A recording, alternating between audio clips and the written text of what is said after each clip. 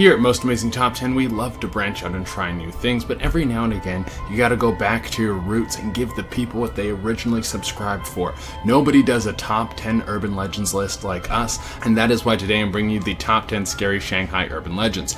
I am, of course, your host, Shader Reina, and this is, of course, Most Amazing Top 10, and you are, of course, the Most Amazing Top 10 family. I want you all at home to turn off the lights and light a spooky candle to set the mood, because this is going to come right at ya. As always, I would love it if you could like, comment, subscribe, and hit the little notification bell, and stick around for the whole list because I'm going to be doing some more pet shoutouts that you love so much. And without taking any longer, let's get into this list. Coming in at number 10, we have the Vampire Granny. Well, I decided that we would start off this urban legends list by ruining one of the most wholesome things on the planet. How could you make a granny evil? What's the next point going to be? Garlic fart puppies? In terms of urban legends, this one is fairly new. It popped up in the mid-90s.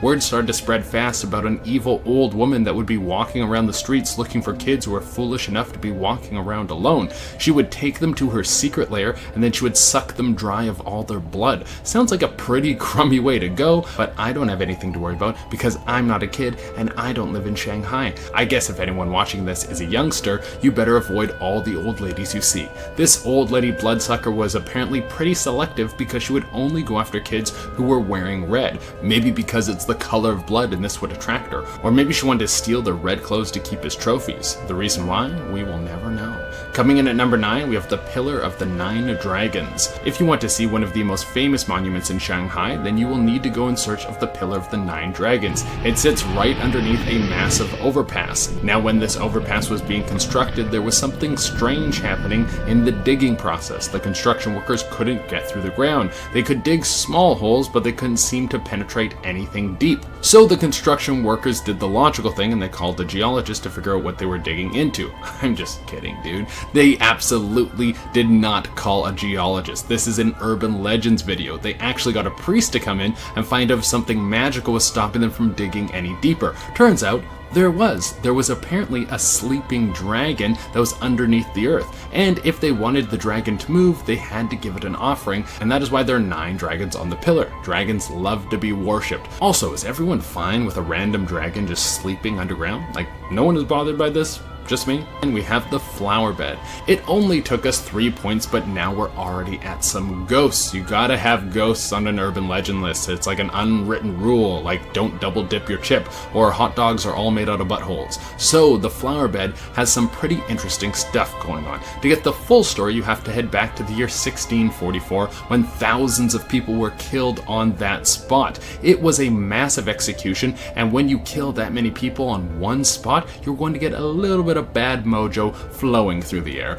You can go visit this spot today, and many people who do claim that the spirits walk through this area in the hundreds. There is also a foul smell that can creep into your nose, the sounds of people weeping and gurgling, and also a cold chill that will crawl up your spine. How about you guys go check out the creepy ghosts and I go check out a really good restaurant? We'll meet at the Sleeping Dragon in an hour. Coming in at number 7, we have the Jing'an Cemetery. The ghosts keep coming and the ghosts keep coming, and that's as deep as I'm going to go with that remix. So the Jing'an Cemetery was built in 1890 and was a hotspot for people to get buried. I don't know what I want done with my body, but I don't think I care if my body is thrown in the ocean or my ashes are shot into space. I don't really care what happens. I don't need to go to a fancy spot. Well, some people desperately wanted to be buried there. This was until the late 20th century when the bodies started to get removed so they could remodel the area into a public attraction. But here's the thing, there were so many bodies in the area that many people believe they didn't get them all out. So now there's just dead people floating around the area, and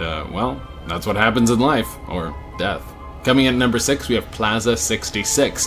It seems that there aren't only dragons underneath the earth in Shanghai, but there's also some gods. When Plaza 66 was being built, there was a ton of accidents, and instead of blaming this on poor construction policies, the people in charge of this came to the conclusion that there was a goddess living under the spot that they were trying to dig. So this is what they did. They changed the whole building to look like it was a monument to the goddess, and she loved this and stopped any further accidents from happening. Seems like a fair deal. Coming in at number 5, we have the Pacific Department Store. This building does have a Chinese name, but I don't want to butcher it and sound like a moron. But here's the story, and I'll tell you, it is horrifying. So the store was built on a cemetery. That's not crazy for an urban legends list, so let's up the ante a little bit. It was built on a child's cemetery. Oh my god, that sounds like the most horrific thing I have ever heard. So there was a nursery / orphanage in this spot where the department store was built, and some of the kids don't always make it, so there was also a nursery / orphanage graveyard. Honestly, I didn't know this video was gonna get this dark.